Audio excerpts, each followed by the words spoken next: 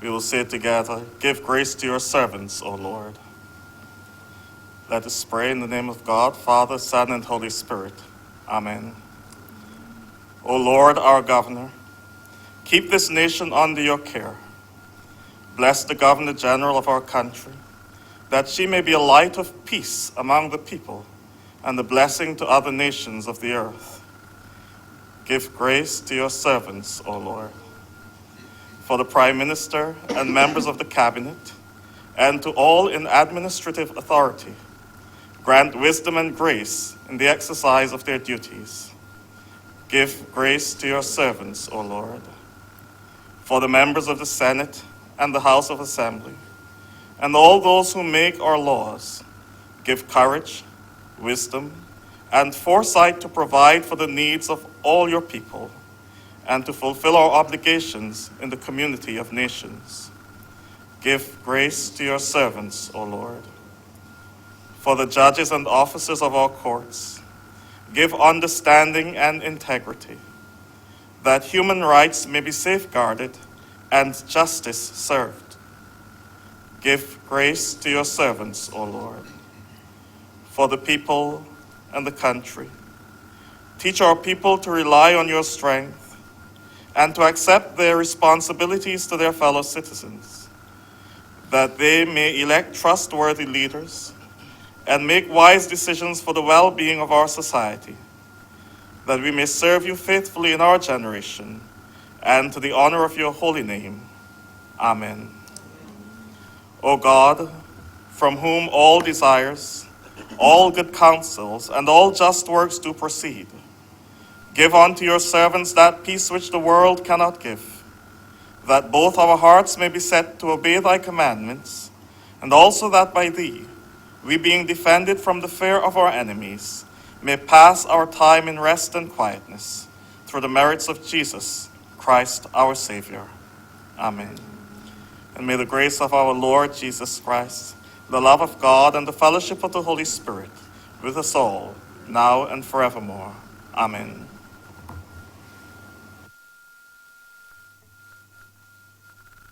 Senate is now in session.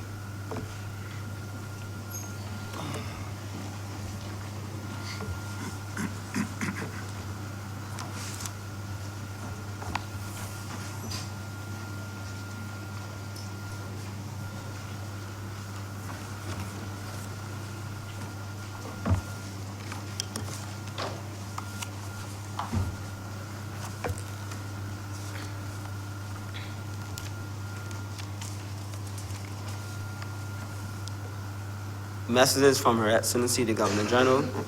Announcements by Your Honor the President. I'm to advise that I have heard from Senator Walcott, who is away on public business. Senator Grant will be joining us a little later. So too will Senator Lucille Moore. Tony Moore, unfortunately, Senator Tony Moore will not be with us today.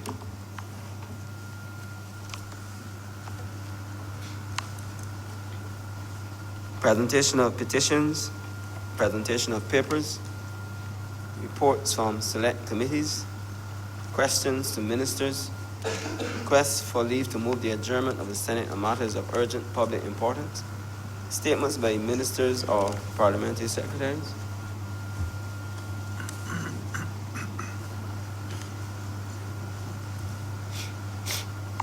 Personal explanations, motions relating to the business or Senate or sittings of the Senate moved by a minister, introduction of bills.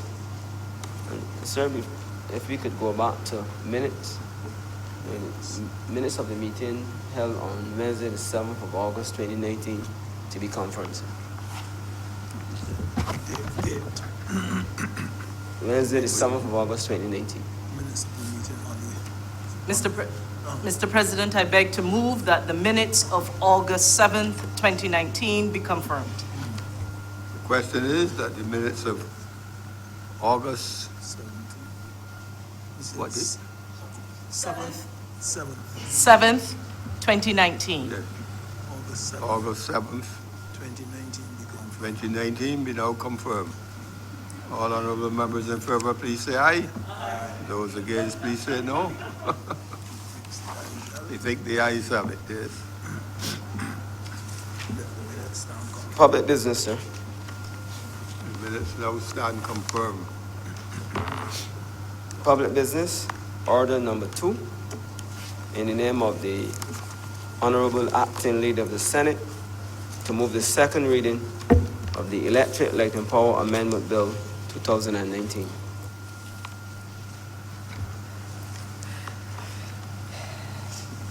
Mr. President, I rise to introduce the Electric Light and Power Amendment Bill 2019. In the context where the world has declared a climate emergency, our climate is changing, and not for the better. A significant part of that change is caused by human behavior, whether that behavior is industrial processes, whether it is emissions from agriculture, in particular the methane from livestock, or even the nitrous oxides from chemical fertilizers, whether that human behavior, Mr. President, contributes to carbon emissions from transportation, from fuel to generate energy, including transportation, or decisions that we, all of us around this table, would make, Mr. President, as it relates to energy use in our homes, as it relates to driving our cars, as it relates to air travel and other types of travel that will consume fuel. All of these impact climate change, Mr. President, and therefore it matters the choices that we make as individuals and as a country. This government, Mr. President, has made its choice clear. We want to be intentional. We want to be on purpose in our efforts to pursue those choices that will help us to do our part to take care of this planet and climate. We have chosen, and it has been stated by our Prime Minister, that Barbados is seeking to be fossil-free at best by the year 2030 and carbon neutral at worst. Fossil fuels, Mr. President, like coal and oil and natural gas, supply about 80% of the world's energy according to research. And it contributes. We use it to warm houses, we use it to charge our telephones, we use it to power our transportation, as I would have said. They have been identified by scientists as contributors to greenhouse gas emissions, which is in fact having an impact on the climate we live in and on countries such as ours. And it has been discussed, and I believe the world through its various accords have been able to acknowledge that there will be an improvement in health. We can create an improvement in health and reduce the number and severity of natural disasters should we choose to do our part and act according to choice and act on purpose. What does all of this mean for this particular bill at hand, and what does this mean for Barbados? Fundamentally, it means that we have to reimagine and re-examine the way we do power. Currently, the Barbados Light and Power, as we all would know it familiarly, has a monopoly in Barbados. Much of the power that is generated through fossil fuel. With Barbados's commitment to being fossil fuel free at best and carbon neutral at worst by 2030, it means that the way in which we do power, the way in which we generate electricity, which relates specifically to this Barbados, the Light and Power bill before us, the electricity and, before us, it means that we have to look towards renewables. Barbados has decided that moving towards renewables is a priority for us. But what has held us back, Mr. President, is the fact that there has been so much uncertainty about how we would make this transition that lots of investment that is there waiting, was included from the Light and Power itself, as well as other investors, that uncertainty has been holding back some of that investment. frankly. Currently, our ministry with responsibility for energy and water resources is in discussions with the Barbados Light and Power about how we can safely and responsibly make that transition in a way that it is beneficial to Barbados and beneficial to all investors, including the Barbados Light and Power. We have to understand that our way forward has to be that of a collaboration where there is mutual benefit to all of the stakeholders involved, including the public of Barbados, as well as those who are providing the infrastructure and the means by which we will make this transition to renewables and other sorts of energy that is far more efficient and far more safe for our planet. And so this bill is really and truly seeking to put us on a path towards a new energy paradigm and how each of us might be able to participate in creating this very exciting future for Barbados. In particular, several of these amendments will speak to us being able to separate the process of energy generation into several different parts. Generation, transmission, distribution, storage, and sales. And that we will be able to create separate licenses for each of these, so that investors who are seeking to invest in these areas may choose to apply for licenses to invest in one of these areas or to invest in all of these areas if they so choose. Current legislation does not enable that. And therefore, part of this legislation is to enable more players to come into the market at different levels as we move towards this new paradigm in energy. The proposed amendments to Clause 2, for the most part, is about definitions, new definitions of dispatch, dispatch code, distribution systems, storage systems, and I will not get into the technicalities of it at this point in time. I will leave that for those who are more technically versed, and perhaps even Senator Franklin might tell you he's an energy specialist today, Mr. President. But it is really...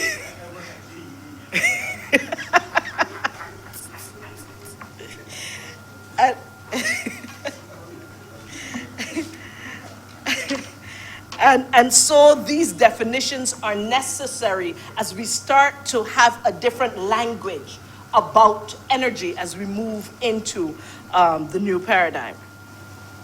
We will see that Clause 3.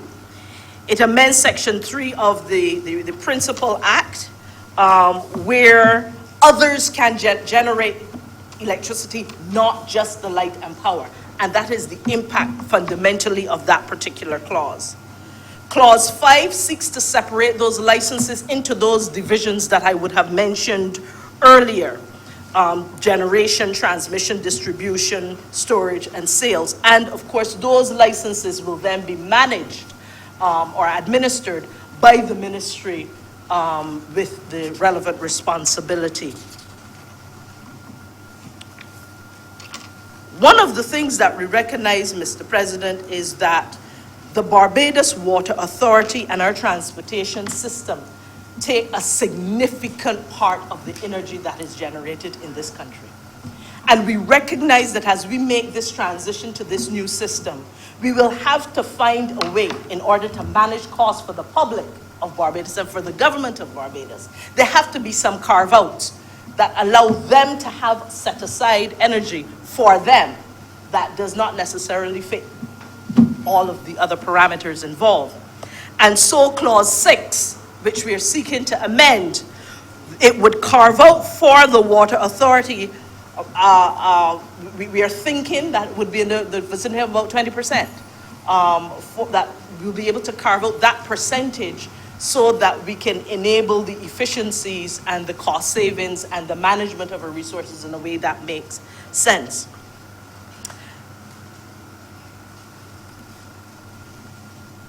Mr. President, the amendments are straightforward. But a number of the what it is significant for us to know is that with the government currently being in negotiations with the Barbados Light and Power, and I wouldn't speak any more to that because negotiations are negotiations, what we want to do is to ensure that whatever comes out of that negotiation to the benefit of Barbados and all negotiating parties, that in fact we have made the adjustments to the current legislation to enable Barbados to move quickly into implementing what needs to be done. We do this, Mr. President, with the full recognition that we know that the Principal Act needs to be overhauled. However, it cannot all be done right now. We are saying what gets us to the next best step in a way that is beneficial to all parties and especially to the people of Barbados. And therefore, these amendments at this time are being done, and we are inviting this Honourable House to debate and hopefully, sir, to concur with the amendments that are being proposed, with a view and with an understanding that there is more to be done as we go forward to make this a more fulsome overhaul that will truly take us into the 21st century. And Mr. President, with these few words, I beg to move that this bill be now read a second time.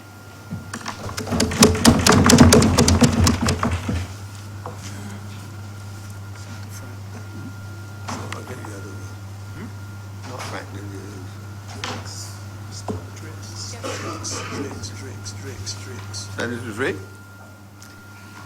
Thank you, Mr. President. This morning we are discussing the Electricity, Light and Power Amendment Bill, and it gives me great pleasure to make a contribution towards these amendments this morning. The acting leader of government business did a pretty good job of why the government is moving to make these amendments. And I'd just like to add some insight as it relates to how these amendments, what are the implications for the amendments and how it fits into a larger scheme of what is happening globally across the world. Mr. President, Barbados has the opportunity now to increase the amount of energy that it produces from renewable sources. Sir, we have clearly an abundance of sun and wind that if we harness it correctly with the right technology, that we can definitely provide domestic and commercial entities with enough renewable energy that we can wean ourselves off of fossil fuels. And just to give you a quick fact is when we're talking about renewables and the fact that they're free, take for instance the sun that is in our Milky Way galaxy. The sun is expected to die in another 5 billion years. So if you're talking about reliability, I think as an energy source, the sun that's in our Milky Way galaxy is expected to die in another 5 billion years. So if you're talking about reliability and a source that's consistent, the sun is something that you can definitely rely on if you're looking for a renewable energy source, Mr. President. But at present, what we're doing is using 10,000 barrels of oil a day. 9,000 of those are imported into this country, which means that we clearly have a problem as it relates to our foreign exchange and being able to afford fuel coming into the country. And we're also at the mercy of the international market and the pricing of oil as it relates to energy generation in Barbados. Total imported goods, sir, in 2018 were $2.9 billion. And of that, 712 million went to fuel alone. That is 25% of our total imports, Mr. President. That, along with food, are our two largest import categories for Barbados. And sir, if we were to move towards renewables, we have the opportunity, as I said, to save foreign exchange and to reduce the inflation volatility that goes along with the movement of oil prices on the world market. Sir, the burning of fossil fuels, as the acting leader of government business rightly stated, is the danger is that it releases CO2, carbon dioxide, and that is one of the main drivers of the warming of the planet. Sir, in 2019, NASA stated that we reached over 400 parts per million in our atmosphere as it relates to carbon dioxide, and that we're seeing a faster rate of that increase.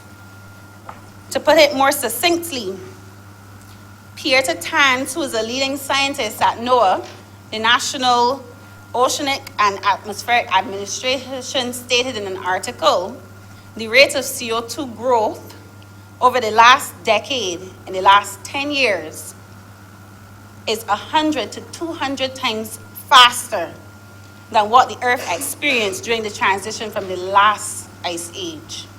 If statements like that do not wake us up, Mr. President, I don't know what will.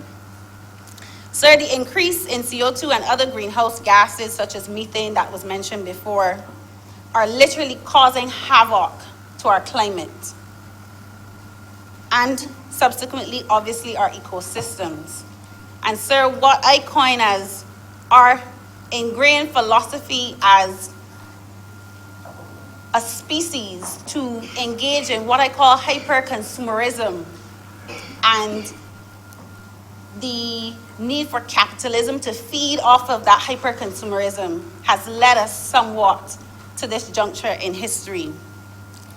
Sir, this time that we live in, we are hearing about climate change. The leader of government business noted a climate emergency. Now we're even hearing it is a climate crisis. A crisis because we are seeing things now that have become mainstream that were once seen one every 20 to 30 years are now happening year on year on year. Category 4 and 5 hurricanes are becoming mainstream, and seasonal flooding that is occurring in the US has been wreaking havoc across the Midwest of the United States. Just this summer, the heat waves across Europe, where persons were experiencing temperatures of over 40 degrees Celsius. We complain here in Barbados about 32 degrees. Some days we get a cool day that's around 28, 29 with a good breeze. But imagine, sir, living in an era where over 40 degrees has now become the norm. It cannot be sustained. It just cannot be sustained. Then you have things like historic droughts in places like India. Droughts affecting maize, corn and other crops as it relates to the inputs into our food and agriculture.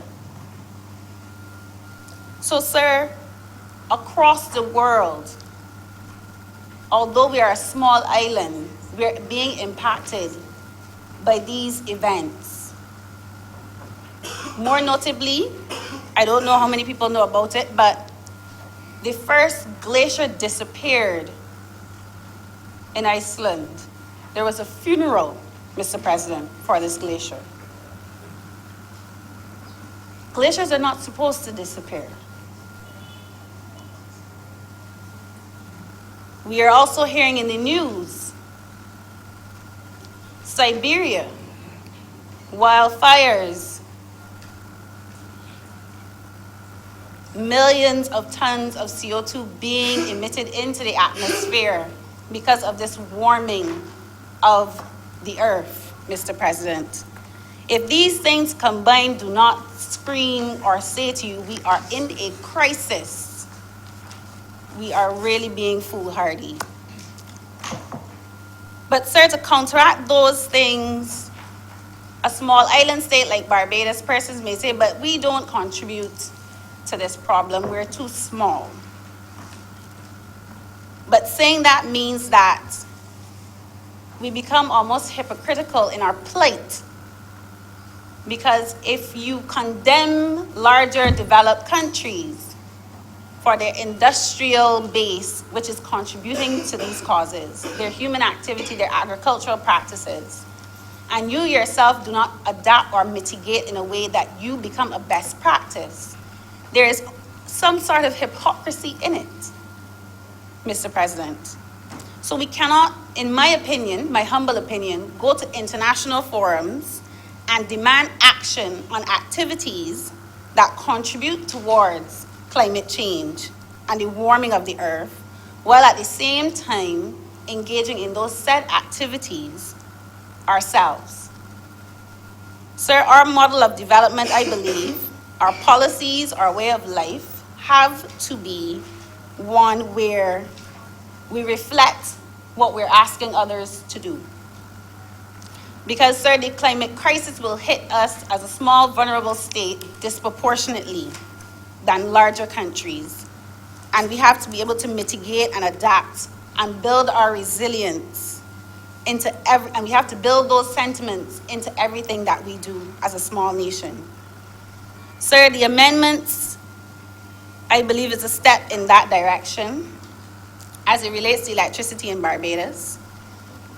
And as was noted, it is a way in which we build out the legislative framework so that we now have a categorization of actors in the energy space, where we know now we can have a license for generation, transmission and distribution, dispatching and storage, along with sale of electricity.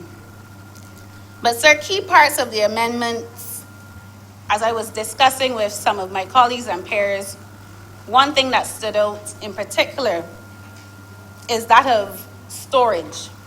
It is a key element of moving towards renewables. And the legislation speaks to that, but I'll get to that later.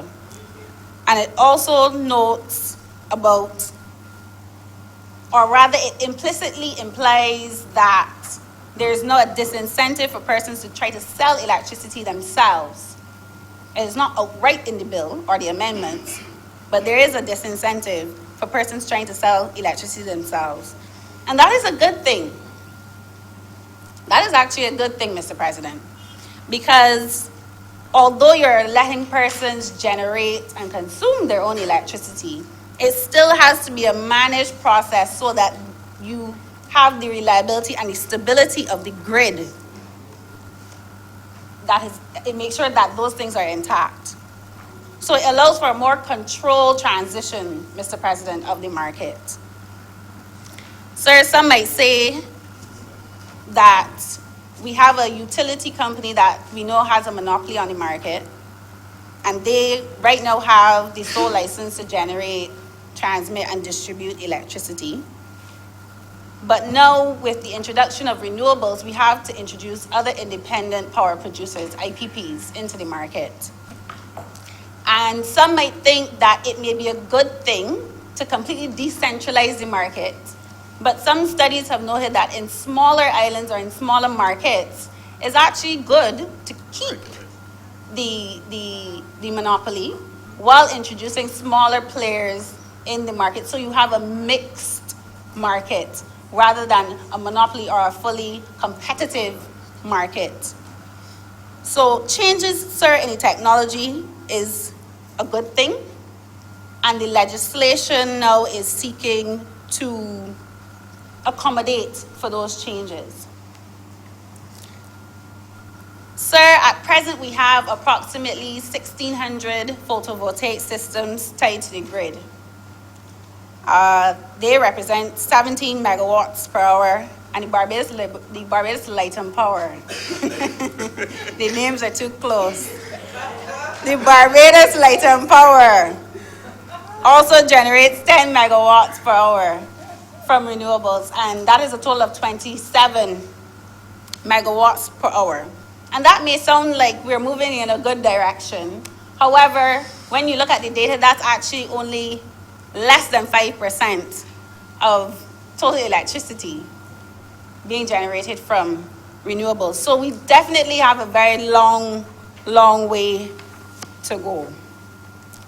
And how do we get to this place where we have what the leader of government business noted as a paradigm shift or renewal in the energy sector? How do we get there? One of the things, when I was speaking to someone who works in the energy sector, he allowed me to let me call his name, Martin Ford, very young, bright man in Barbados, a Barbadian, son of Sir Henry Ford. He works in the energy sector. And I consulted with him regarding the amendments. And one of the things that came up in our discussions was, how do you get to this transformative state? One of the things that you can do is possibly increase the amount of power that is outlined in the first schedule for domestic consumers. At present, domestic consumers without a license are allowed to have 5 kilowatt per hour systems, and you're not tied to the grid. So under that amount, you are able to generate your own electricity without a license. And what we've been seeing is, particularly in the data, is that if you allow for a higher level of electricity to be generated by the domestic sector, which is actually your largest sector in total for energy consumption, because it represents, on a percentage basis, 33% of your total consumption of electricity, then you can actually start to allow persons to have more empowerment as it relates to their energy source, Mr. President. Also, it was noted, I believe, persons were asking for an increase in the amount of wattage that is required for a generation license for the maximum capacity to be moved from 150 kilowatts per hour, and that was also moved to 500 kilowatts per hour. So we're seeing small incremental changes in allowing persons to generate their own energy without much hassle, Mr. President. Sir, but what I want to also bring up this morning is the energy policy that Barbados currently has. It is a 20-year policy. It's supposed to be from 2017 to 2037. And it states that one of the goals for Barbados, or visions, was that we reach 34% increase in renewable energy and bridging fossil fuels, natural gas, by 2022.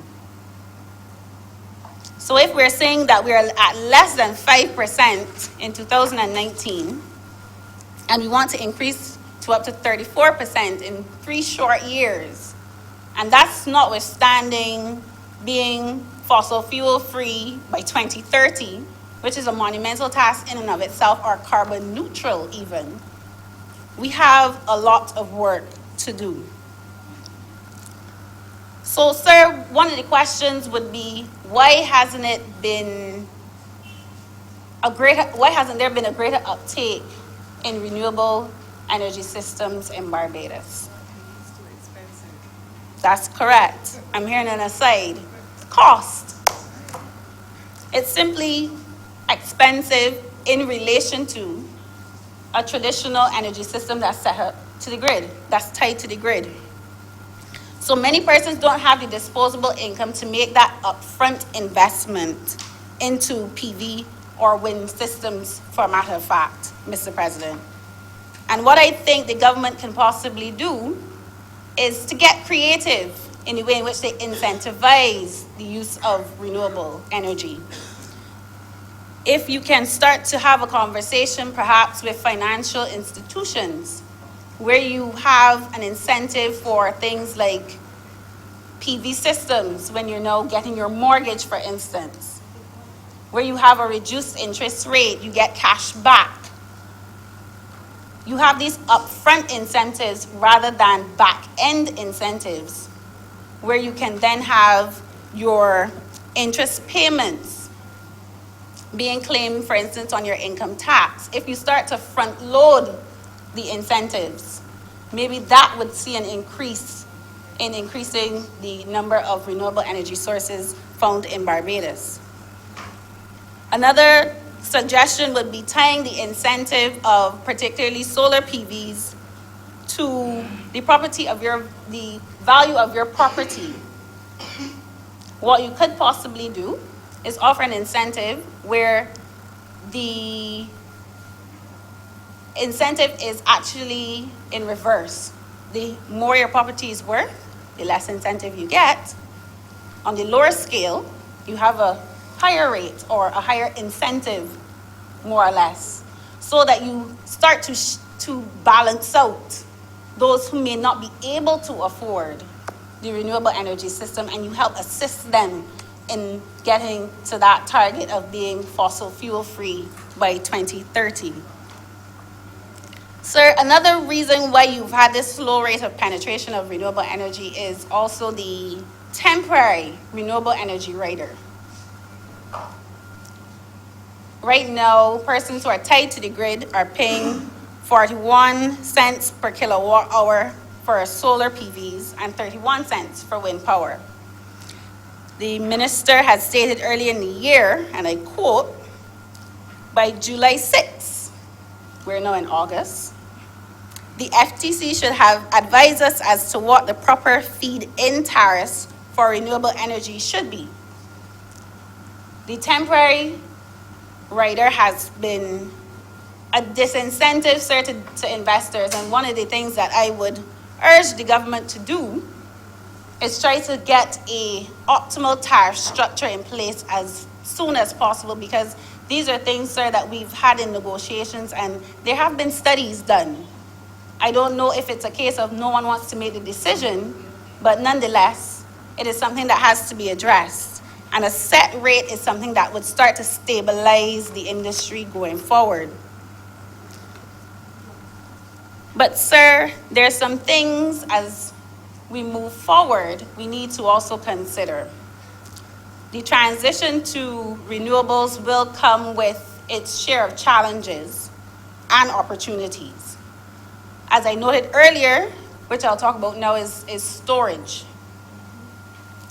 So when you generate electricity on your property, you have to have the ability to store the excess, so that in the case where you have a higher load, you require a higher load going onto the system, you can tap into that excess storage. The energy storage sector is supposed to double 6 times over from where it is now in 2018, from 500 gigawatts per hour to 500 gigawatts by 2030. So clearly it is an area that has immense potential going forward in terms of its economic contribution as well, Mr. President. And I just want to mention here that a Barbadian is leading as it relates to renewable energy storage. Young Carlton Cummins, Mr. President.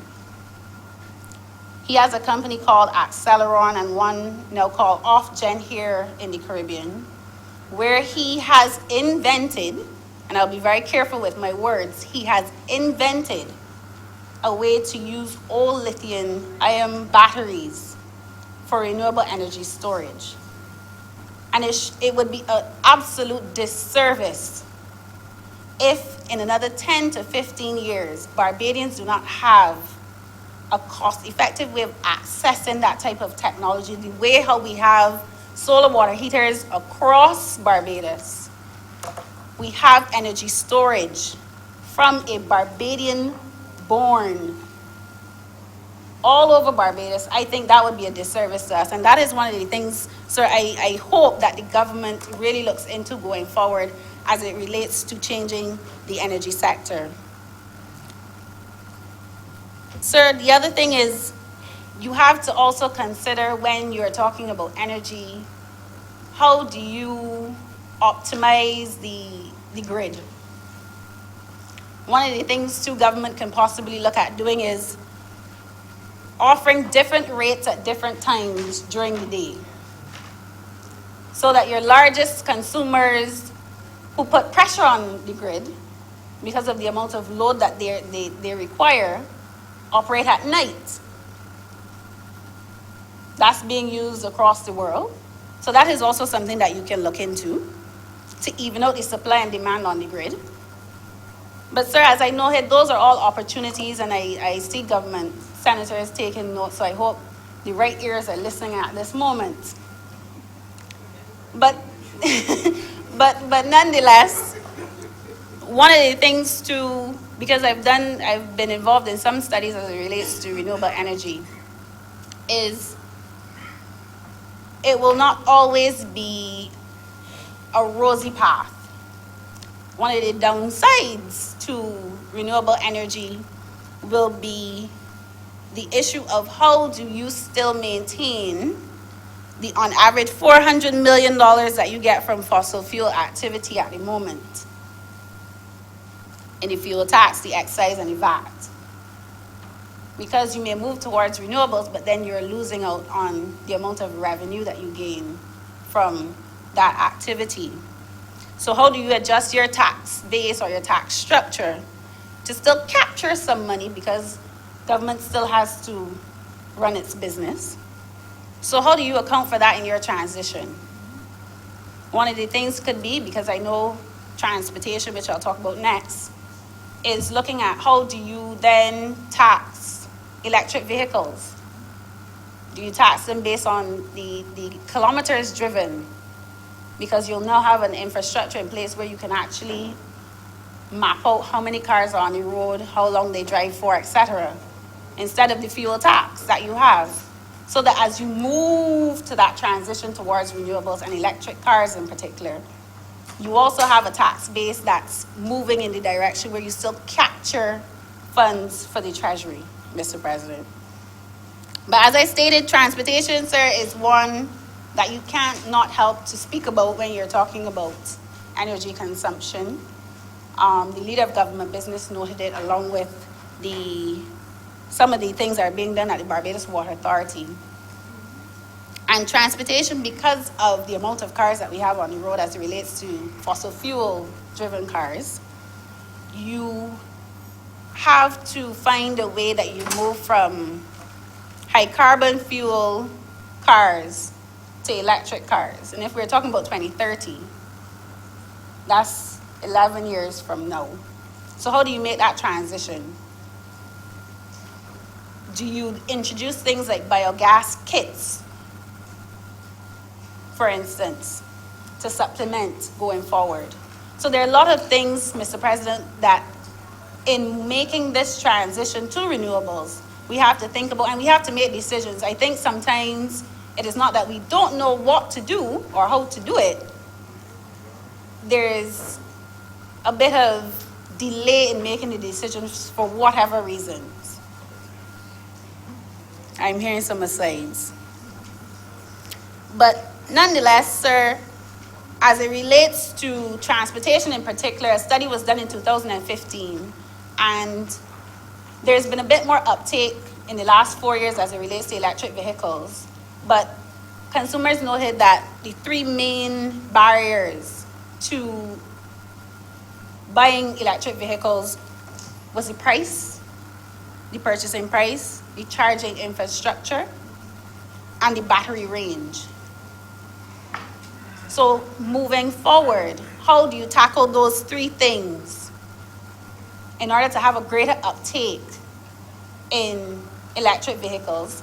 And what do you do with all of the discarded or the derelict cars and so on that would be around if you move away from fossil fuel cars, fuel injected cars, now to electric cars? There also has to be a waste management plan in place, or a recyclable program in place where persons can feel free, like myself. When I do want to move from a fuel injected car to electric vehicle, I know that my vehicle is being sustainably managed and on the end of life, Mr. President, disposed of, correct? So, sir, the amendments, in my opinion, are a good, is a step in a good direction.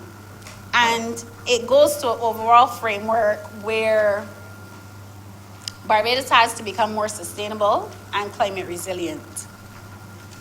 Resilience in the aspect of we are prone to many natural disasters, such as hurricanes. We haven't had a tsunami yet, but it is one of the things that we have not experienced in recent times, and earthquakes. And what we also have to do with renewable energy is to merge how we provide for our critical services. Mr. President, merging planning then with things like creating microgrids for things like our hospitals, our police stations, our polyclinics, and our telecommunications will be vital going forward, because in the event of an emergency or a natural disaster, those critical services, if they're knocked off of power or they're knocked off the grid, they have to be able to come back on quickly, or they have to be able to be maintained. Their power must be able to be maintained throughout that natural disaster.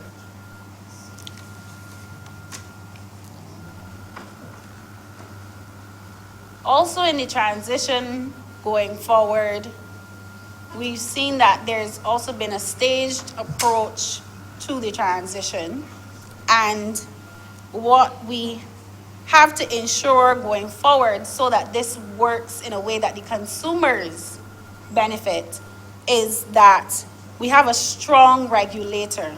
It is something that is going to be absolutely essential in order for consumers to be protected and they're able to reap the benefits from the new technology.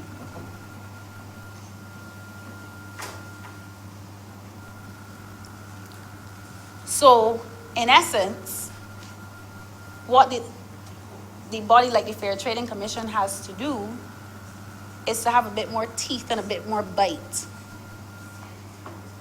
as it relates to the regulations of the energy sector, and more so in the protection of the consumer. Because a lot of people will come in with investment looking for a return on that investment, but it cannot be at the expense of everyday Barbadians. So we are definitely in a good place to transition, because we are seeing the cost of renewable energy and storage, sir, coming down. Some of our infrastructure in the energy sector needs to be retired. And we are clearly hearing from what government has been touting, trying to be leaders as it relates to climate resilience, Mr. President. So we're in a good space as it relates to the transition, particularly for energy. But while we look at the technological aspects or the technological benefits, I just want us also to be cognizant that there is some economic empowerment that can come from this transition, which should not be a by the way conversation. It should also be an integral part of the transition going forward. And a really good example of this, which was brought to my attention, is actually in Jamaica. Wigton Wind Farm went public recently, and Jamaicans were able to buy in and invest in that wind farm, Mr. President. The company noted a net profit of $366 million in its first quarter, the end of June this year. If Barbados could have that type of example going forward, where Barbadians become owners of the energy sector, they become owners of the energy sector, I think that that would be something that could be very much a laudable effort for us all, Mr. President. Because what we do not want is a case where the technology is introduced, but you still have, and I will continue to say this, you still have this disparity in terms of our economic landscape. I think Barbadians are at a time where, in order for us to truly develop going forward, you need to empower them economically. You have to create those avenues by which they can invest into things like the renewable energy sector going forward. So I actually do support the amendments. I think, as I said, it's a step in the right direction. And I'm also happy to hear that the Principal Act will be overhauled and a more comprehensive set of legislation will be tabled at a later date, and I look forward to that. And sir, I hope with those contributions that I've brought some light and some insight into how we move forward and given some suggestions as well. And with that, sir, I am obliged to.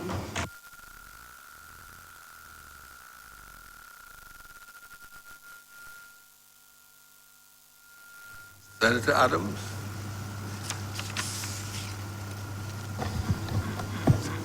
Thank you, Mr. President, for this opportunity to contribute to the Electric Light and Power Amendment Bill. I want to say first, I really enjoyed that contribution from Senator Driggs. I thought it wasn't like, I'm going to be a little cheeky, because it wasn't like listening to an opposition senator at all. I think everybody on this side agrees, including the members of government in the other place.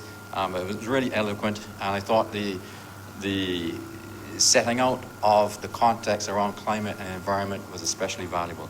I mean, I wrote down, I was one of those people maybe you saw making notes, and I'll try hard to refer to them, but I thought it was a very fine piece of expo, if you like, on the subject. I couldn't agree more. I think my points are going to be a little more mundane, and I want to say less lofty or pragmatic, but they tie in pretty well. When I started looking at this bill, one of the things that struck me is that it's had a long gestation period. That the original Light and Power bill dates from 1899, which I think is a little bit out of living memory, even of some members in this chamber. And it didn't awake from its slumber until 2013. And one of the reasons it came out of its slumber was renewable energy and the force of climate change. And then it's been touched again in 2015, and today we're looking at it once more. I want to echo one of the things that both Senator McConney and Senator Drake said, and that was, it's a work in progress, or words to that effect. That's really important. It's a work in progress. And I think that long gestation period speaks to that. Everything was good, and now there's a general recognition that there is a bit of there is a clear crisis on climate, and there's several related, I'll call them sub-crises, and those are the ones I'm going to talk about a little bit. This bill gives us an opportunity to look at some of those challenges from both a defensive point of view, things we need to do, I think, to protect ourselves, and it represents some strategic opportunities that, again, Senator Driggs touched on pretty comprehensively. I think there's one I'd point out under the headline of diversification. I think everybody is familiar with the principle of diversifying. It's important, and I'm talking about diversification in terms of one's economy. It's something that successive governments have sought to do, and certainly it's necessary. One of the things that really brought this to mind for me was the announcement earlier this week, and I'm not going to digress too much on this, but it's an important example, I think, of why diversification is important to us. Earlier this week, the EU Commissioner, ironically named for justice, the irony is that she's the Justice Minister, Vera Jourova, said, and she is the lady who is infamous in these parts, I think, for the blacklists and grey lists that came through earlier this year. Well, she announced she's going to take another shot at that. Although the first attempt was shot down by the United States, an unlikely combination of allies, the US, Saudi Arabia, and strangely enough, 27 of the 28 member states of the EU themselves. But she's going to give it another shot. When we spoke about this in an earlier debate, one of the comments was that this will never go away. We're always going to have this threat to our financial services system, and we constantly have to fight it. And we don't know if we're always going to win the fights. And diversification for defensive means, just to create an alternative, is important. I'll leave that one there. I have a feeling we'll be talking about her down the road a little bit. I think they published that list in October. I'm not sure if someone can confirm that. Now, the second advantage, which has been spoken about, is we have a chance here to create or to build on a renewable industry that has been in place in one form or another since the mid-70s. And we're talking about now a situation where, notwithstanding the cost of some installations that are unaffordable for some households, but the cost of the technology has come down. There are, as has been made clear by Minister Abrams in the other place and also by Senator McConney, several investors waiting to come in, especially on solar farm projects. I was speaking to Senator Maynard before we began, and he and I were exchanging information on how many of these projects we were aware of.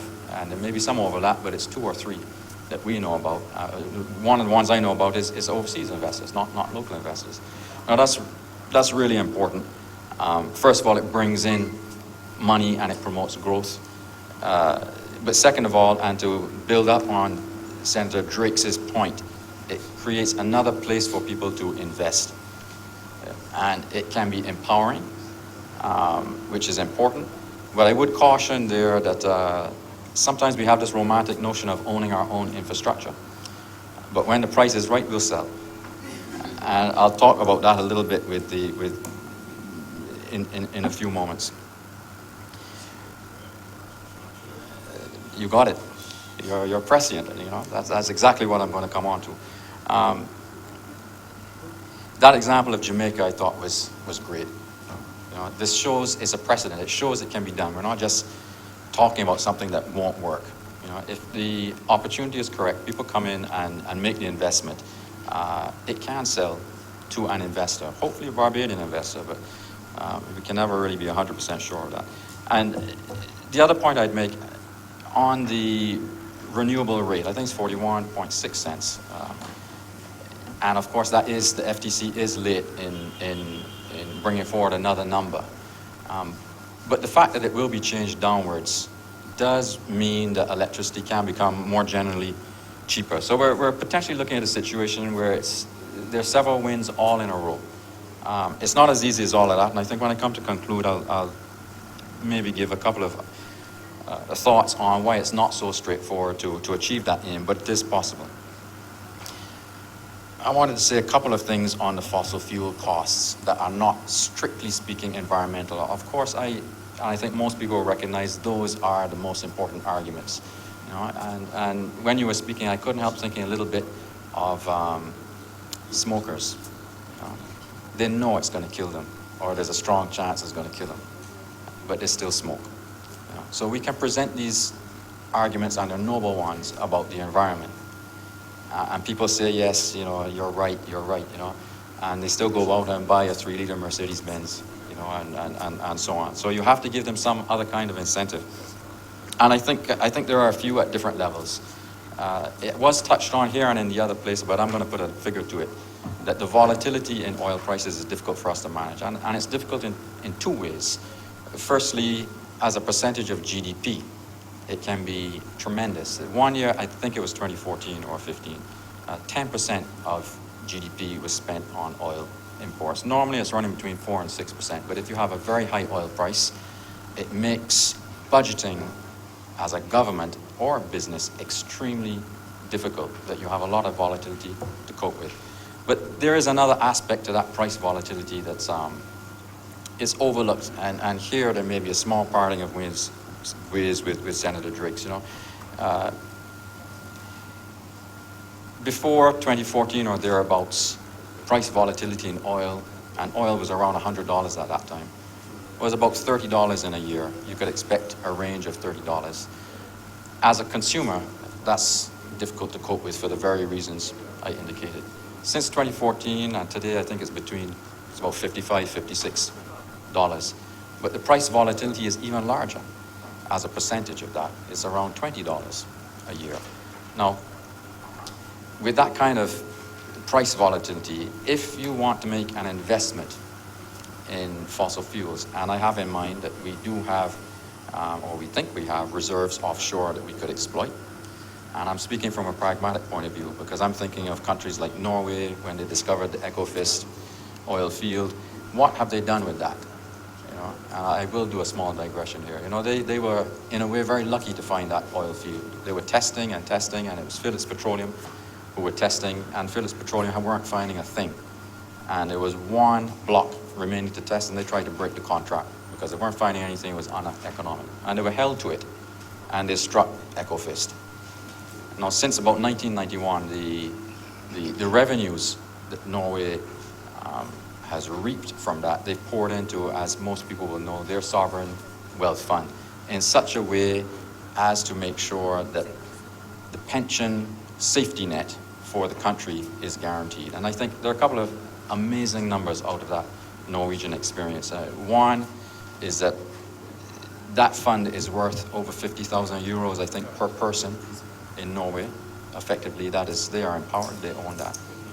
And the second one is that Norwegian sovereign wealth fund, which is the largest in the world, not by a lot, but it's ahead of China, on average owns about 1.5% of every single company quoted on every single stock exchange in the world. Of course, it doesn't directly own that, but if you work out the overall worth of those stock markets and then Norway's investment across the board, that's an amazing number. It shows two things. One, the amount of oil they managed to pull out of the ground, and how they've invested it across the globe in a sustainable manner. They took something that we know now, the exploitation of is dangerous for the environment, but they did good with it.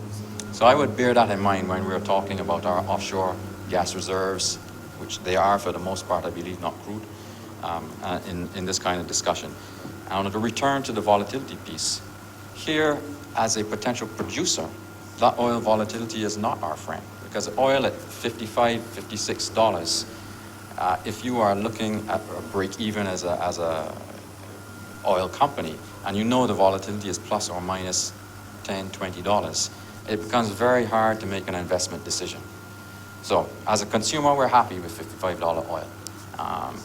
But as a producer, we would be happier if it was further up. That would give us an opportunity to really undertake some of the things we would like to do socially, economically, and environmentally, albeit it's still akin to lighting up a cigarette and quitting 10 years down the road.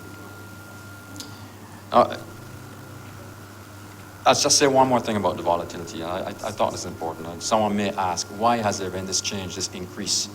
And part of it is down to U.S. foreign policy. They're more and more willing to use energy sanctions as an instrument of foreign policy. And that really is one of the underlying factors explaining the increase.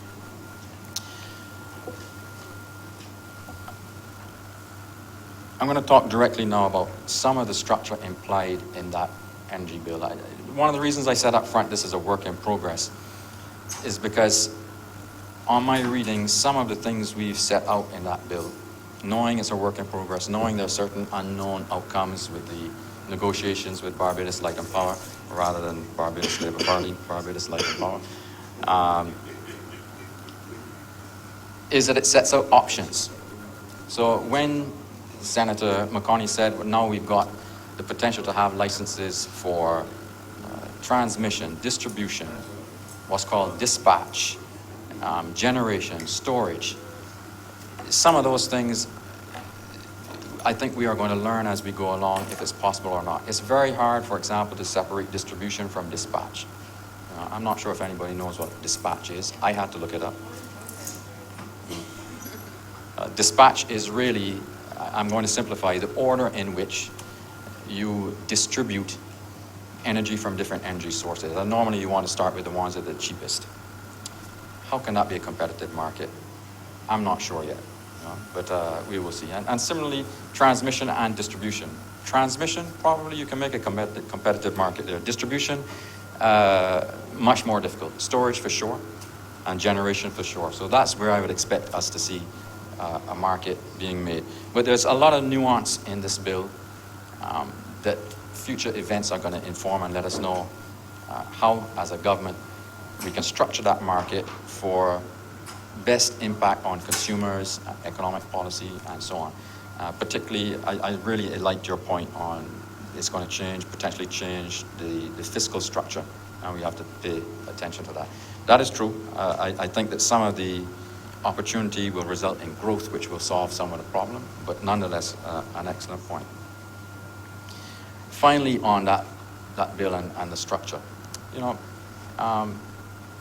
I made an allusion to this earlier, that it's really important that we maintain a good relationship with the Barbados Light and Power. That has been the case for many, many years, and at different times, that entity has been entirely publicly owned or controlled, and not entirely publicly controlled. When it was sold to Emira, I think the NIS had about 30% of it, 32, 33%, not full control. And at the time, I recall this very, very clearly, I was truly puzzled why you would want to sell, as a pension fund, why you would want to sell an asset that was paying you 6% dividend a year that was stable, that had steady revenues, when on the other side of your balance sheet you had liabilities, long-term liabilities you knew you had to meet. All the more so, why would you do that when there was no alternative to hand to put the money into? We know the alternative at the time was government paper. We also knew at the time, because this is not hindsight, people said it, that the NIS held too much government paper, and so it has been proven. And I can recall also members of the government then saying that, look, government paper pays a higher yield.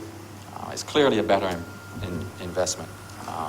It was madness, and it feels a little bit like Groundhog Day to pick up on. What I think Senator Franklin would have said is, imagine this had been different, that we still retained strong influence.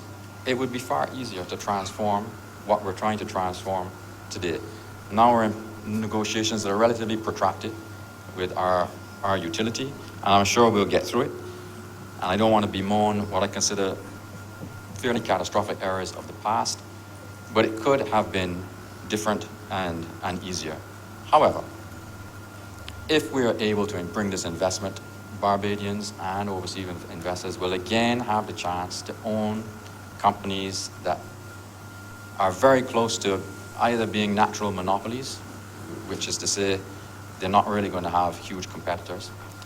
They will generate good dividends, steady growth, and they will be regulated, hopefully in a way that makes sure consumers are protected, again, to echo one of your sentiments. We have a really big chance here, almost to right a wrong of the past. And I truly hope we grasp it. You know, I support 100% the direction that this amendment to the bill is going. I listened very carefully to Minister Abrams when he presented last week. I thought he did a fantastic job piloting the bill and setting out the context, but you can never give every single nuance. So I hope I've done a little bit of that in my contribution, and I'm mightily obliged. Thank you, sir.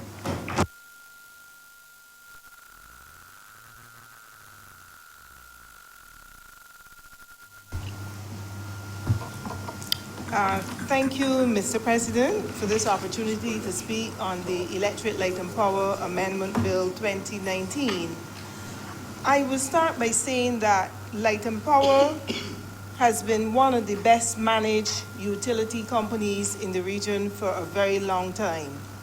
And I remember years ago when I worked at the telephone company, we always wondered how, people used to compare the utility companies, and Light and Power was always up there, a very well managed and regulated utility. It is currently regulated by the Fair Trading Commission, who has the responsibility for approving electricity rates in Barbados. And the rates in Barbados are among the lowest in the region. And people ask the question, how do we do it? Senator Adams just referred to the fact about, when it was being sold to Emira. A lot of people were, in fact, surprised at that, because you have a very well-managed company and everything seemed to be lining up correct. And here it comes that an overseas entity wanted to come and invest in the company. And I think for most companies in Barbados that have been sold by extra-regional sources, it is always the best managed companies that have been bought up overseas. Light and Power does not, in fact, have a monopoly on electricity generation. It does have a non-exclusive license for the generation, transmission, and distribution of electricity. So under the current legislation, the government can in fact issue new licenses for people to do as such. And since 2010, the government has issued over 1,000 licenses, Mr. President, to individuals and companies to generate electricity to the grid. We have a little disparity in numbers. My research told me over 2,000. My colleague here said over 1,600. But let's say an average of 2,000 individuals and companies who are generating electricity. And these independent power producers, or these IPPs as we call them, they generate approximately 22 megawatts of power of renewable capacity, whereas Light and Power itself, with their farm, are producing about 10 megawatts of solar generation. And this accounts for an uptake of about 15% of clean energy, renewable energy, that is going to the grid on a daily basis. This amendment to this bill is really one that everyone should support, because people think that we are looking at the whole question of going almost 100% by 2030. And people would say, well, who would want, why would Light and Power support this amendment? My research has said that Light and Power is very, very supportive of this amendment. A few years ago, when we did some research, you have a country like Saudi Arabia who invested $106 billion in renewable energy. And you would ask the question, why would a country like Saudi Arabia, which plays a big part in the whole OPEC group, why would they want to invest in renewable energy? Because obviously they're looking to the future in terms of, and so if you can get a country like Saudi Arabia investing, what about little Barbados? Because they're looking to save money. So obviously, it is a very good way of saving money. Now, recently, with a lot of discussions, there's the whole question of being alluded to in more ways than one about the over $7 billion in savings in the banking system. I think I saw recently in the press, a banker was saying, but we're not going to be lending money willy-nilly. My understanding of the savings of Barbadians that are in the banking system is that Barbadians now can use their savings because you're getting little or nothing in terms of your returns on your savings. And this money that Senator Cummings, of that $7 billion that she has in the bank, she can invest in renewable sources and get an exceptional return on her investment. Mr. President, I think Senator Wiggins is misleading the Senate.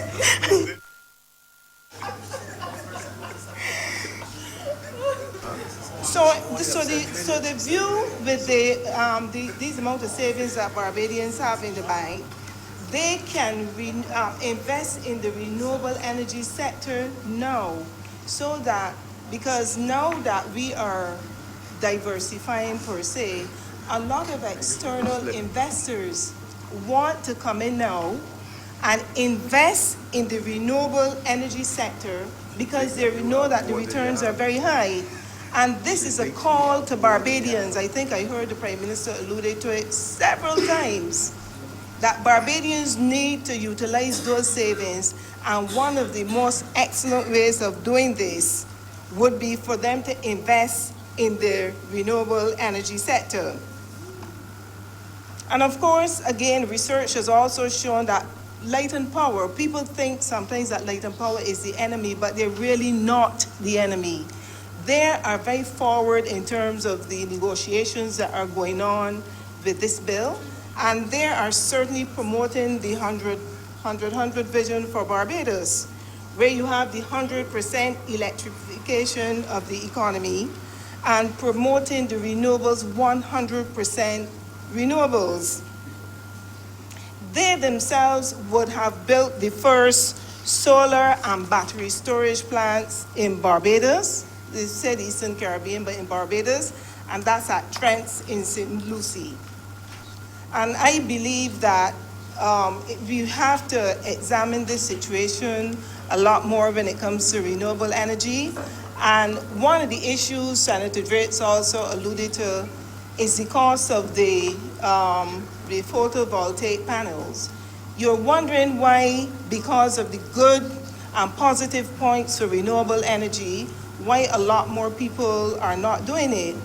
But one of the things that we found a few years ago, I think with solar dynamics and so on, when people started to build their houses, that you would get salespeople from solar dynamics saying, when you're building a house, solar water heater is an automatic thing that you would form part of that house.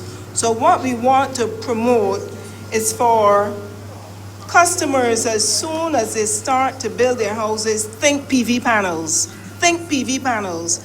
But in order for the government, you know, when you're doing something, in terms of this whole question of spreading the word, Mr. President, with this bill, there has to be an education aspect to it. Not only educating the regular domestic holders, but the banking and the financial systems in Barbados. Because if you're building a house and it costs $500,000, and you want to invest in PV panels, the bank will say, but why would I want to lend you an additional $50,000 to buy PV panels? You then have to show them the figures, do a cost-benefit analysis, and show the banking system, the financial system in this country. Show them a cost-benefit analysis of building a house and the savings that a domestic person can save from having PV panels versus having the traditional electricity by fossil fuels in connecting to the house. And that is something that they need to know, not just get up and saying, we are not lending money willy-nilly. And that is the attitude sometimes of the financial people. They don't understand. So I think acting leader of government business, that's one of the things you're going to have to do, is getting the financial people on board with this legislation. And the only way you get them on board is if they understand it. And when they understand it, and the people come into the banks, the credit unions, to borrow $50,000 to put PV panels on their houses, you wouldn't hear people saying, but what we can lend money that for? We want $50,000 to put panels on your. They don't understand.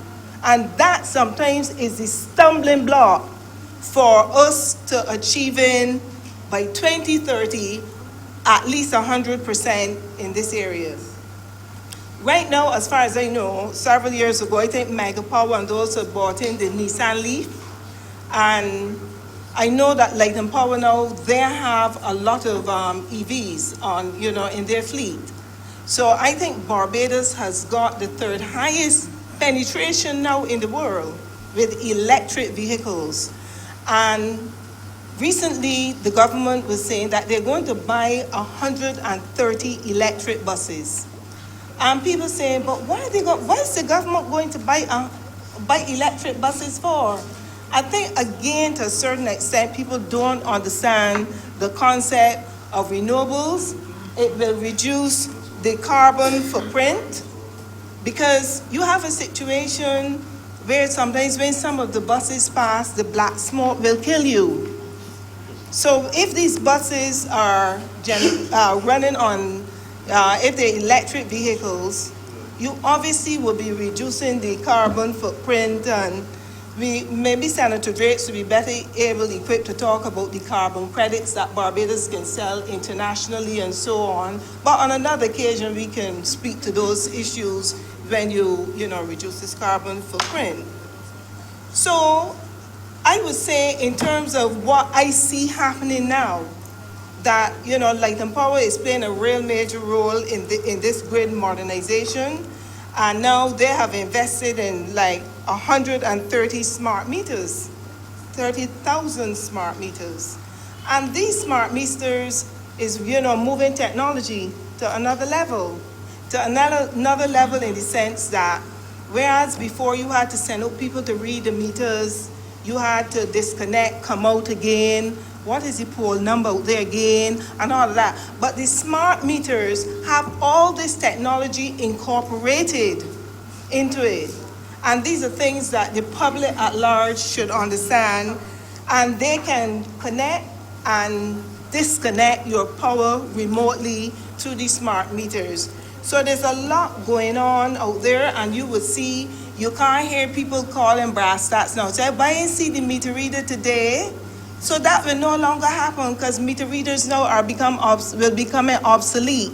These smart meters that Light and Power is attaching to the homes now, these would be obviously doing a lot of the work that human beings formerly did.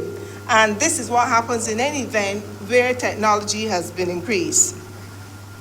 So the proposed amendments to this ALPA has been primarily focused on introducing new licenses that have been alluded to earlier: generation, dispatch, battery, transmission, distribution, and sales. And again, in each of those areas, they are creating new entrepreneurs.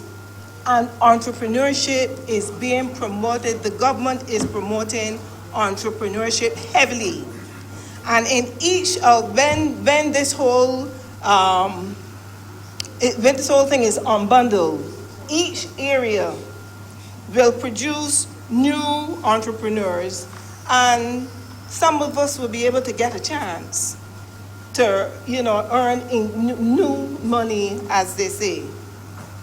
So, Mr. President, we're saying now with the peak electricity demand at 150 megawatts per hour, we are saying that by 2030, when all these new things are coming in place, when the whole utility is unbundled and new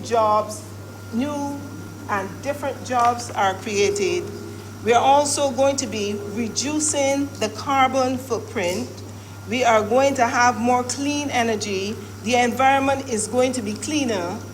And we are saying that by 2030, and one of the things that I want to expand a little bit more on is something Senator Adams said, that sometimes even in terms of unbundling a company like Light and Power, it might not necessarily be more efficient to do that, because Barbados is a very, very, very small country. And when you unbundle it into these various categories, you might not make as much money as if maybe it were one or two. But your money now has to be redistributed over a larger amount of persons, and there might not be a lot of money knocking around, but we have to try. And the whole issue here is to go by 2030, reducing our carbon footprint, moving to renewable energy in a big way. So, Mr. President, I thank you very much for allowing me to say these few words, and I do support the amendments for this Electric Light and Power Amendment Bill 2019. Thank you, Mr. President.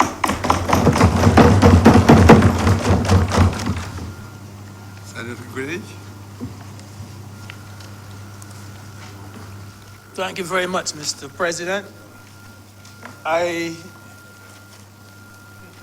I'm not going to claim that I know all of these terms being bandied around. I am not that technically minded, but not bandied around, sorry. But Mr. President, clearly from what I've been able to glean this morning from those who spoke, there is no doubt whatsoever in my mind that the amendments come at a time when government is seeking to negotiate a new licensing agreement with Light and Power. And I've also come to realize, Mr. President, that this is happening at the same time that government is seeking to open up the energy sector to persons within and without, outside of Barbados, that is.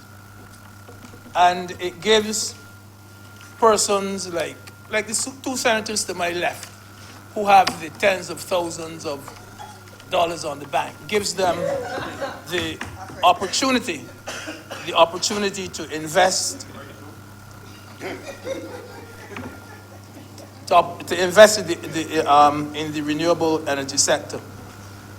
I know when Senator Drake was speaking, she even termed it economic empowerment, that they can now invest some of the money in this area.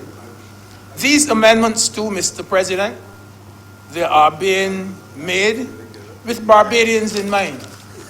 It is quite obvious that government is trying to do its best to make sure that the cost of electricity is not expensive.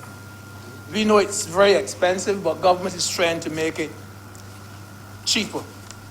And government clearly realizes that there are cheaper ways for Barbadians to generate electricity.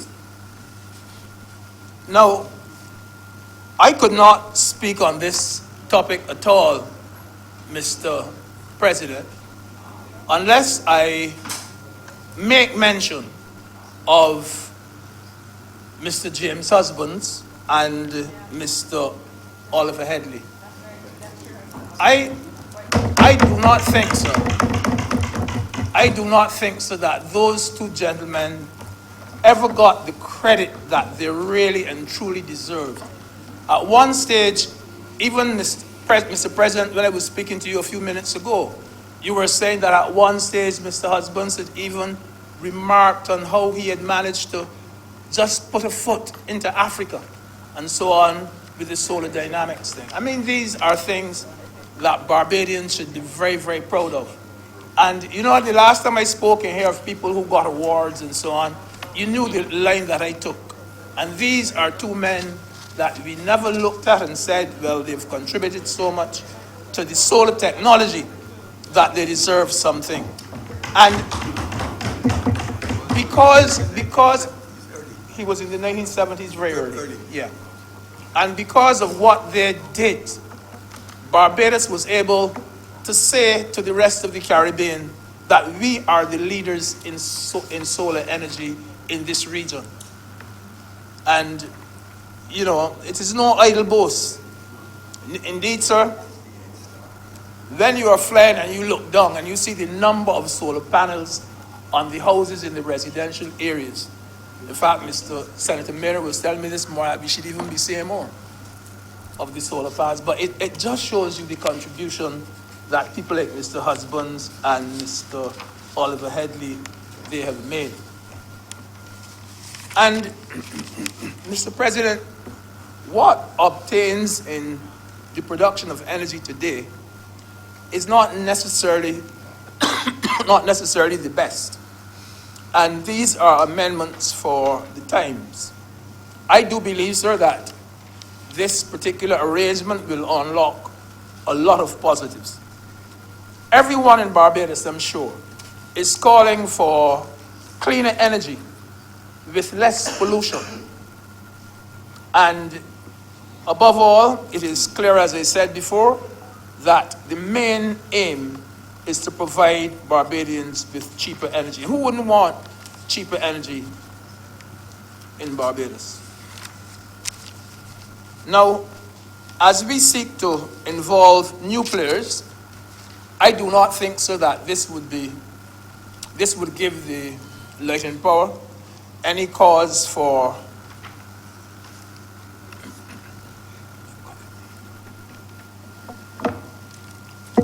any real concern, because I'm sure that they have been noticing from time to time that Barbadians themselves were experimenting in various new ideas to generate electricity.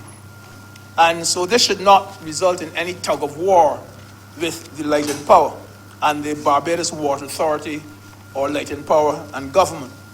Indeed, I think that at this stage, this should be a matter that deserves cooperation, it deserves collaboration, it deserves partnership on behalf of Light and Power, Barbados Water Authority, and government. Now I heard Senator Wiggins speak a few minutes ago about latent power and the kind of utility company that it is. And I too share those views that latent power is indeed a good utility company. I say that, first of all, from my vantage point, I use that one stage to be, I had labor under my portfolio, and I know I had to meet on many occasions, I had to meet with latent power and the unions. And I can say that latent power has always conducted itself as being one of the premier employers in Barbados. Even at the table when the negotiations were hard, that was the approach. Might have been in the past. Might have been in the past. And I also am able to compare it because I have lived overseas, and I can compare latent power's response time to the response time of other utility similar to latent power in other parts of the world. And I can say that latent power has a very good response time when it comes to emergencies. In particular, if you want the comparison which I want to make, you could be somewhere, I don't want to call the name of the place, and it takes them 2 days before you get back your power. And latent power does a very good job, and they say the response time is a lot faster. And in particular, when it comes to things like hurricanes, sometimes we make a big fuss. And we say this is now almost a week that we haven't, this is immediately after a hurricane, and we don't have any electricity. But we do not put in perspective things like the real priorities, and that latent power they may have so much more to do elsewhere before they get to you. Because we want nowadays to have instant coffee and instant foods and fast food and 2020 cricket. These are the fast things that we want. And therefore, even at the end of a hurricane, we want to see latent power come up our gap in 5 or 10 minutes time. And it cannot work that way in after hurricane. And that is when they get the bulk of the criticism. They get the bulk of their criticism immediately after these hurricanes.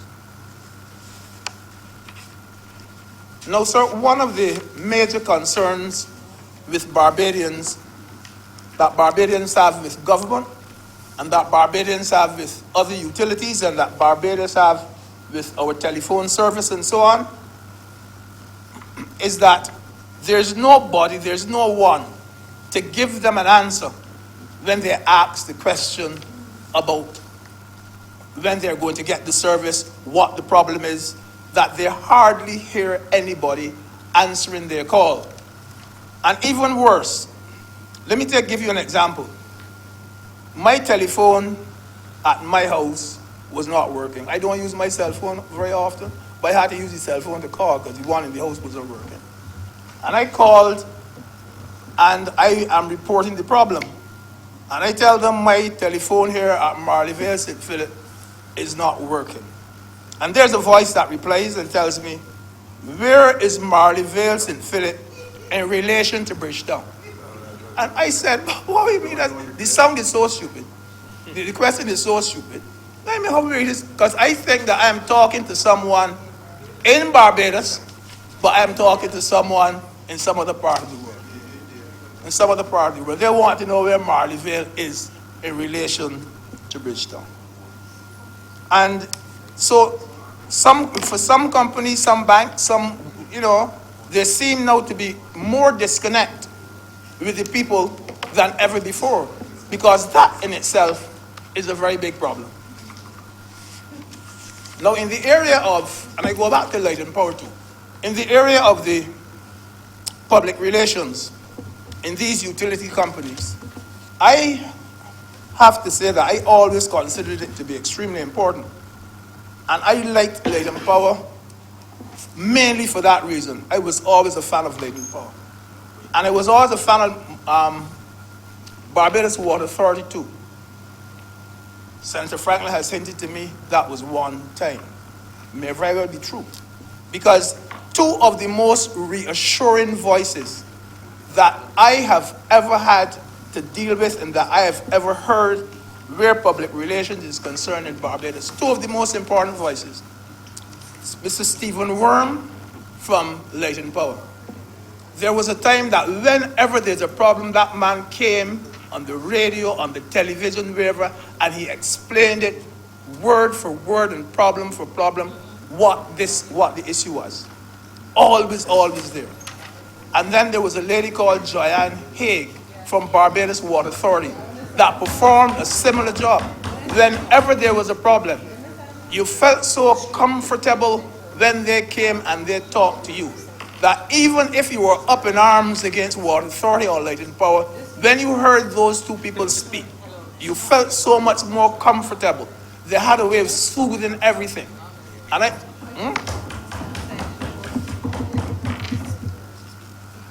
And as I said, these two had an excellent relationship with the public because in both cases, you got the message that even though we are a monopoly, we care.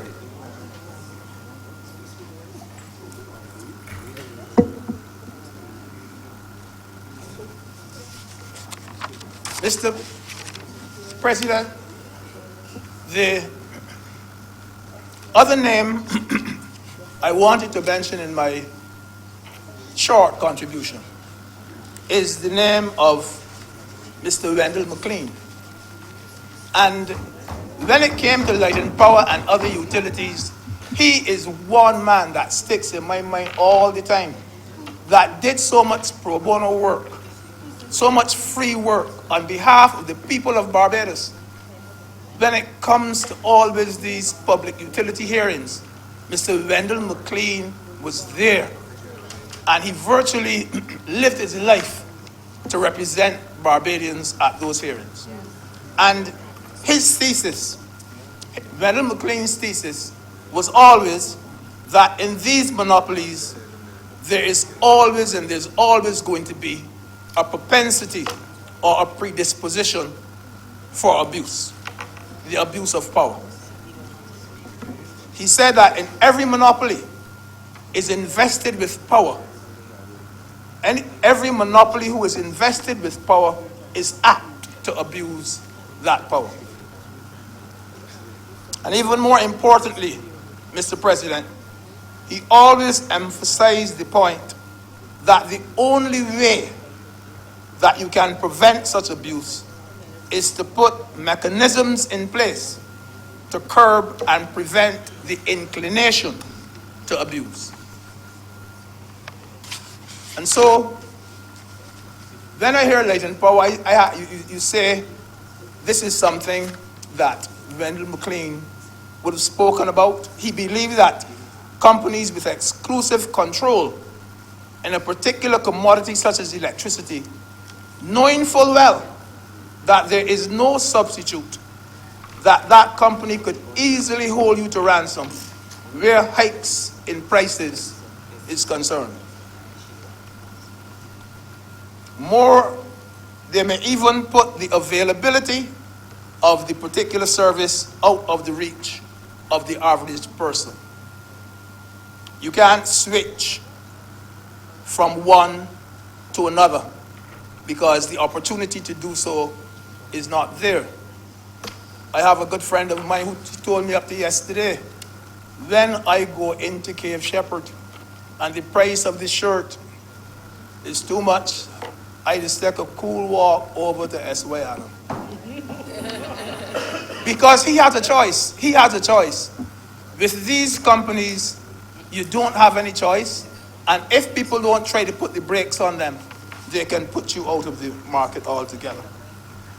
And when they do that and they put the price too high, you may have, in the case of Light and Power, you may have to switch back to the old time home sweet home lampshade. I am sure there are not many people in this Senate, Mr. President, that will know what I talk about when I speak of the home lampshade, the home sweet home lampshade. They don't know what I'm talking about. They do not know what I'm talking about.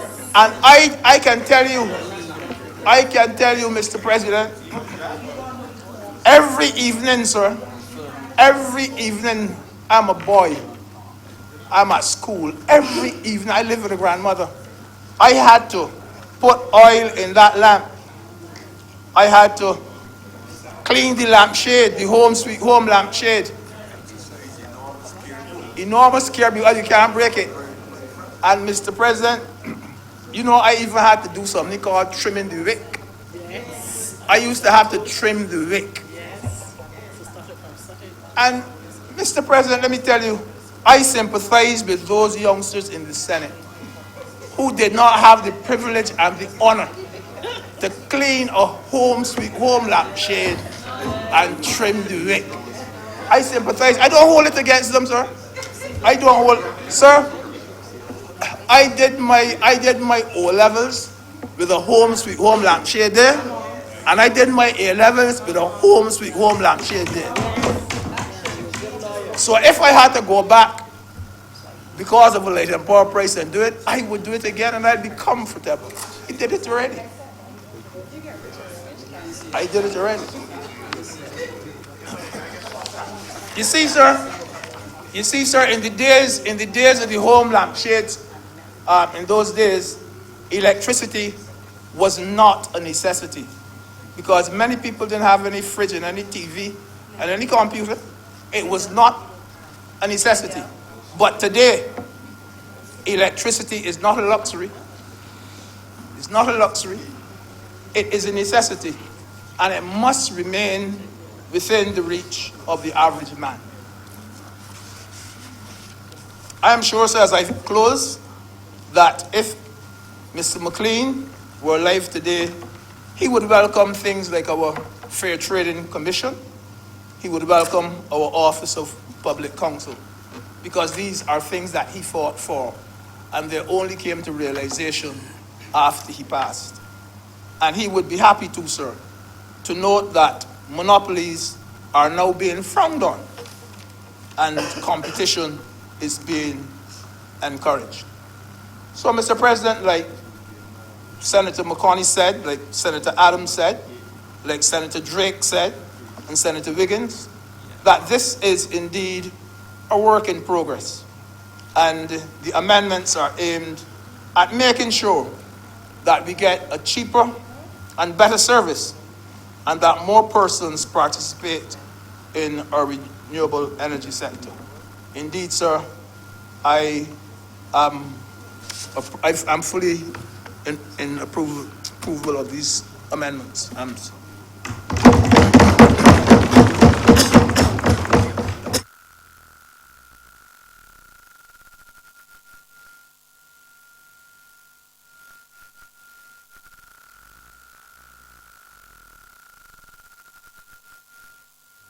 Thank you, Mr. President. I think I'm probably going to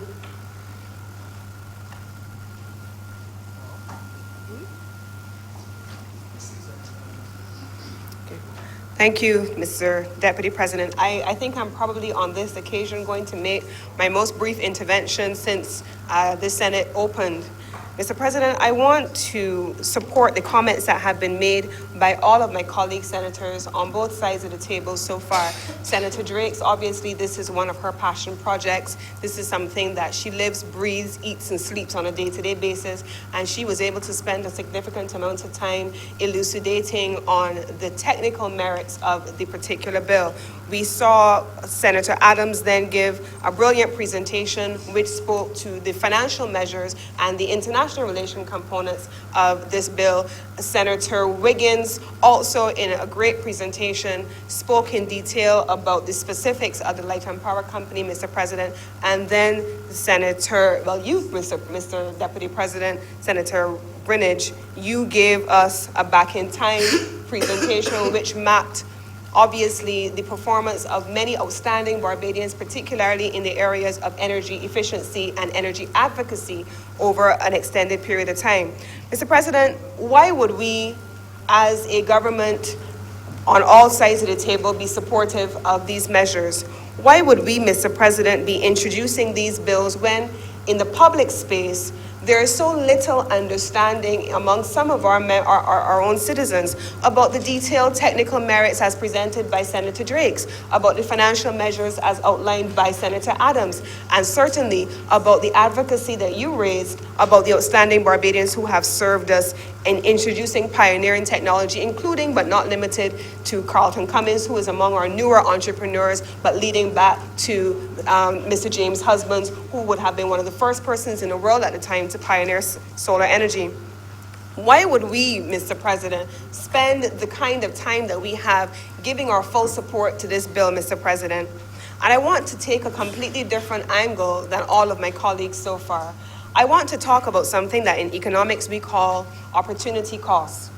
Mr. President, if the government, if any entity, whether at the level of the macro, at the policy level, or at the level of government in terms of public sector spending, private sector spending, and of course our residential domestic customers, if we are spending significant sums of money, Mr. President, on energy, aside from the environmental impact, aside from the preservation component, Mr. President, if we are taking scarce resources, there's no question we have limited resources. There's no question, Mr. President, that the government is facing recessionary conditions and is engaging in fiscal consolidation.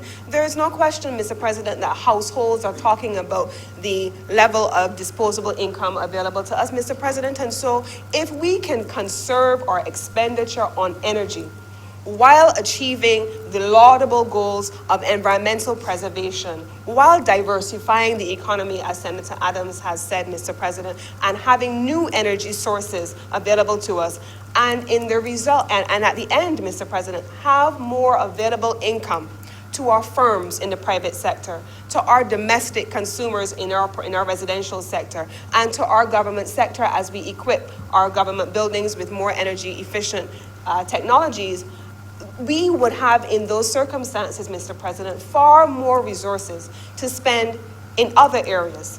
The public has the opportunity, Mr. President, therefore, by engaging in these kinds of discussions, to understand not just the technical merits, Mr. President, but also the availability of resources being made, the resources that are now being made available through the introduction of these technologies, through these measures, to utilize in other areas. I'll use the example, Mr. President, of there are two large projects which were introduced by the government over many years. In 2012, we saw the IDB Smart Energy Program, which was introduced in Barbados, and that was about $17 million that was being used in a loan. In 2018, Mr. President, we had another program which was introduced, and in that program, there were a number of things that were proposed to be done. The replacing of all public street lights with energy-efficient lamps, the retrofitting of at least 12 government buildings with solar power systems. We saw the deployment also proposed of energy-efficient conservation and technologies throughout the public sector. That project was supposed to save Barbados, Mr. President, about $45 million in expenditure. $45 million that, had that project been executed as was originally contemplated, would have been used for other things, like sanitation, like transportation, like the development of new entrepreneurship initiatives. Those are monies, Mr. President, that once conserved can be used in the interest of the Barbadian people. And I want to take an example at the firm level, Mr. President. The Barbados port is a classic example, and when I'm in this space and in other spaces, I tend to talk from time to time about that institution. I'm not quite sure why that is, but it is what it is, Mr. President. But we talk a lot about what happens in our homes and in sometimes in a very generic context, and I want to take the opportunity to use the example of the Bridgetown Port. Mr. President, the port has an annual energy bill of approximately $3 million. We have, and we benefited under the Smart Energy Program from the installation on the Barbados Cruise Terminal, Inc. of solar panels, which we expect to save us approximately 20% of the electricity bill on that particular installation. You will see in the coming weeks, Mr. President, a couple of tenders which are going to come out. We have perhaps the most expansive equipment fleet on the island. We're talking about the utilization of our valmets, our straddle carriers, our gantry cranes, and so on. And we are now, Mr. President, installing in our mechanical engineering shed, where we do all of our own in-house repairs on our equipment, solar panels on that shed, Mr. President, which will then allow us to conserve energy even further. In addition, you have also seen recently, and those tenders have now been closed, the acquisition of a number of new pieces of equipment, forklifts, cranes, well, not cranes, forklifts, straddle carriers, and those kinds of things. And we have sought, Mr. President, to ensure that that new equipment is not powered by diesel, as we have done historically in the past, but that they are able to be utilized using electric renewable energy sources being plugged in, Mr. President, from that mechanical energy shed.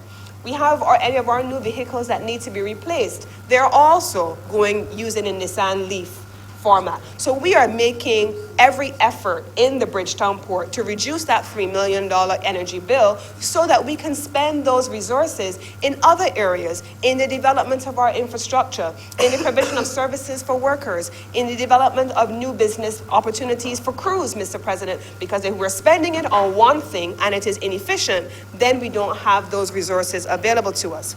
But why are we doing that, Mr. President? In February of this year, the Bridgetown Port went into retreat at the level of the board and the management. And we set a target for ourselves, Mr. President, in keeping with our Vision 2030 that Senator Drake spoke about. Vision 2030 says that by 2030, Barbados will be recognized globally as the #1 fully sustainable enterprise hub by that year. We in the port, in tying in with the national objectives, set ourselves a target, including very specific metrics. We set ourselves a vision, Mr. President, that we will be the most innovative green maritime hub in the world, also by 2030. And we have already started, as I've outlined, Mr. President, to take concrete steps to achieve that goal. In addition to that, Mr. President, we've done a couple of things that we're capturing. We're looking at how we can have water reclamation and expansion, which deals with energy development. We're looking also at waste management. As you know, we under the MARPOL conventions are obligated to receive waste from our ships, and then we have to figure out how to dispose of that waste. But Mr. President, there is no secret in our country that we have a challenge with waste. So we in the Bridgetown Port are trying to figure out how we work with our partners, especially given that the cruise industry by 2020 will no longer be incinerating waste on board their ships. And so what are we doing, Mr. President? We are now engaging with a company around new technology for pyrolysis, which looks at waste to energy for the Bridgetown Port, so that all of the waste that we are generating from our cargo vessels and from our cruise vessels, we are able to convert into energy, Mr. President, and we're very pleased with the progress of that. I've spoken about our mega shed expansions, which is our mechanical shed. We already have the panels on the cruise terminal, and if you drive down University Way, you will see the new administrative building, which is going up. We are already up at the top, and the roof is going on.